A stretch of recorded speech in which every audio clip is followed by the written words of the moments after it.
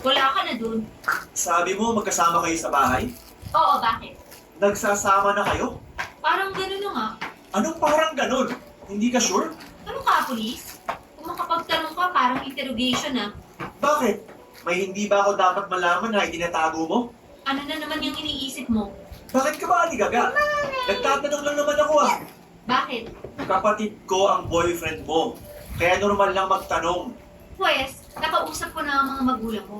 At marami na kami napag-usapan at maayos na kami. Cute Kaya me. hindi na kailangan Mami, ng mga paglaki tanong mo. ko, Iba ang booking ko tanong yung nila ginawa ni at Ate iba ang para, tanong ko. ay, ni Daddy tanong, sa may tanong. dog para Para mamana tanong sa akin mo. yung dog. Kaya pwede, umexit ka na at mag-aayos pa ako ng Tama gamit. ba yung ginawa ni Daddy? Reminder, Yung bahay namin to. dinuraan ni Daddy Dito ako sa may pinagkwarto ng magulang mo. Kaya may karapatan akong palabasin ka. dinuraan ni hanggang sa Daddy baluarte ko, mayabang ka pa din ni ah. Hansi para Hanggang sa mamana bahay sa ng kanya. magulang mo, hambog ka pa rin. Mm-mm. Bakit ba napakayabang mo? Hindi ako mayabang ah. Hindi. Eh ayan oh. Akala mo kung sino kang malaking tao? mo ba Hindi ako mayabang pero Ha? huwag mo ako. Dinuraan mo Ano? daw. Yung baby ni Kanya mo ako. Hansi dati. Kung para ano kaya mamana ko, kaya sa'yo. kong gayahin. Kaya kung Bakit? anong tingin mo sa akin, yun ka.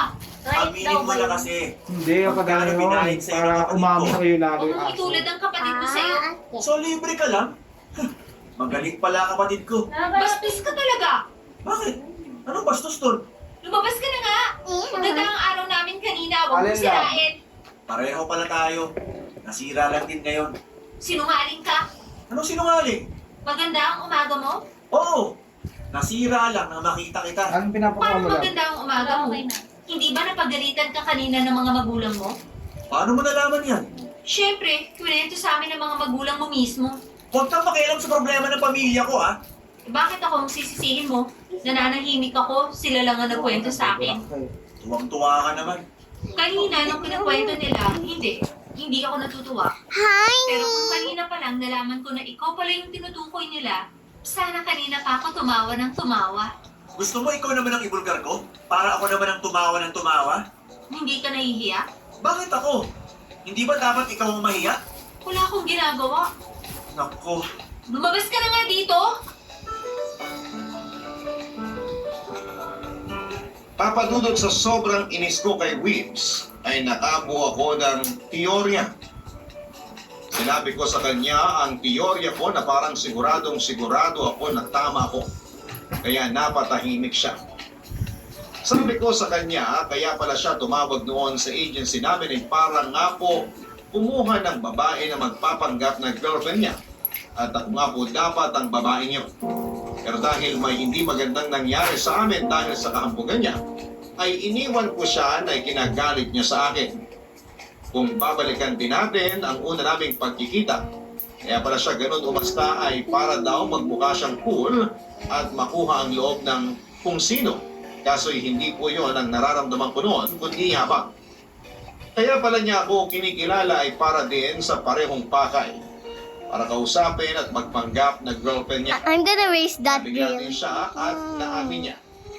Kaya matapos noon ay sinabi niya sa akin na hindi naman daw ako paniniwalaan. Sabi niya ay salita niya laban sa salita ko.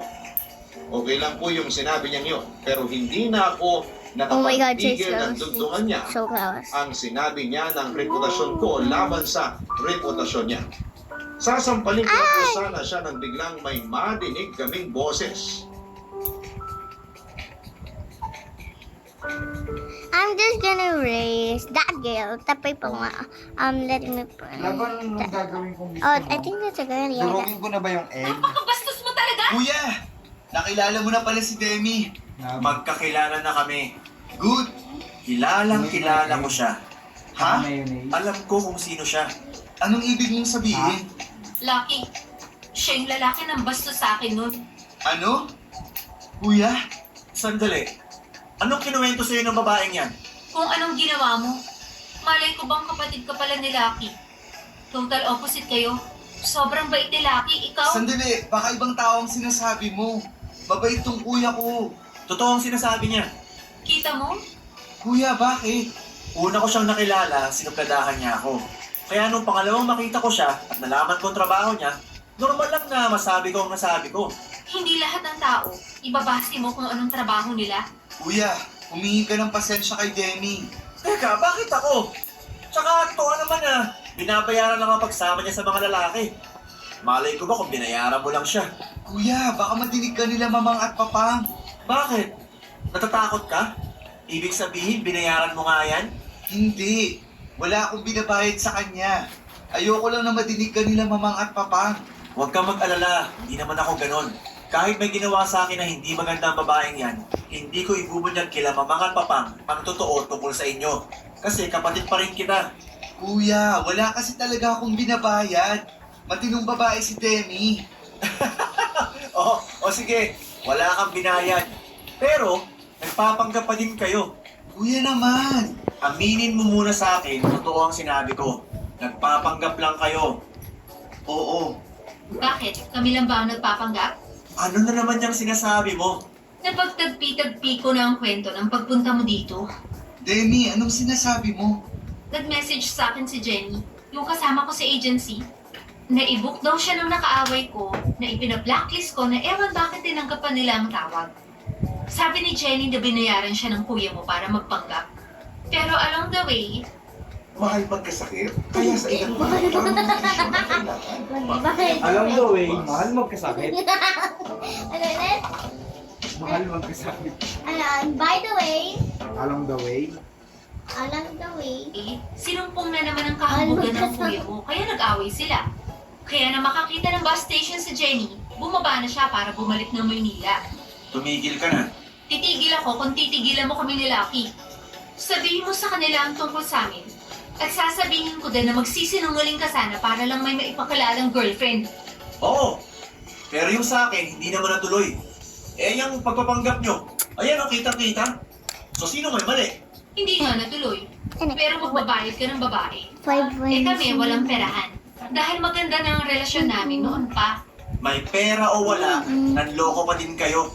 Nagsinungaling na, gagastos pa. Tumigil na nga kayo. Yan Ano pa ba niya na parang Armalite ang bunganga. Kaya siyang una mong sawayin. Kung hindi ka sana bastos at hambog, wala sanang gulo dito. Demi, huwag ka nang magsalita. Ako na ang bahala dito.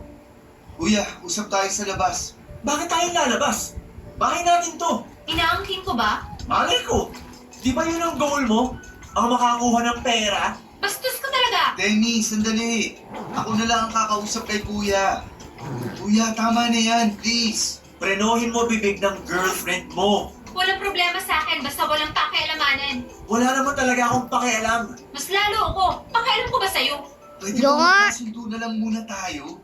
Natatakot ako baka pag nalaman nila mamang at papang, baka kung anong mangyari sa kanila. Please, kuya. Oo na.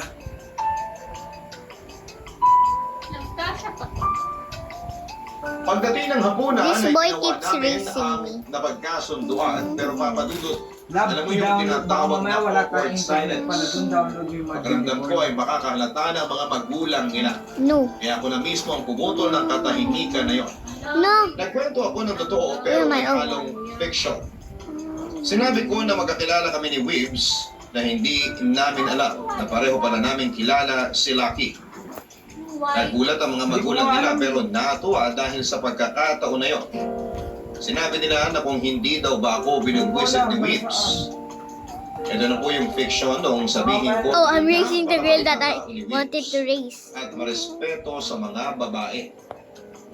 Kita ko sa itsura ni Weaves na parang naiinis ito dahil iniisip niya na Wait a nag-sarcastic second. lamang ako sa mga sinasabi ko. Hmm. Si Lucky naman ay tulala. Para naghihintay sa mahuhulog na huling numero sa loto yung kaba niya. Wala pa ding umiimik maski si Weaves. Parang tinanggalan ng dila noong nagsasalita ako. Tuwang-tuwa at nagpapakwento pa ang mga magulang nila. Kahit magaan na ang sitwasyon ay halata pa din na masama We talaga need ang to loob speed ng magulang up. nila kay Weaves. Ipinipilit pa din ng mga ito na niloko sila. Na sinasabing isasama ang girlfriend pero hindi naman isinama.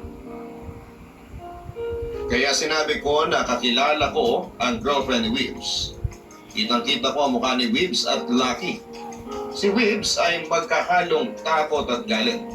Habang si Lucky naman ay yung itsurang nagmamakaawa at nakikiusap.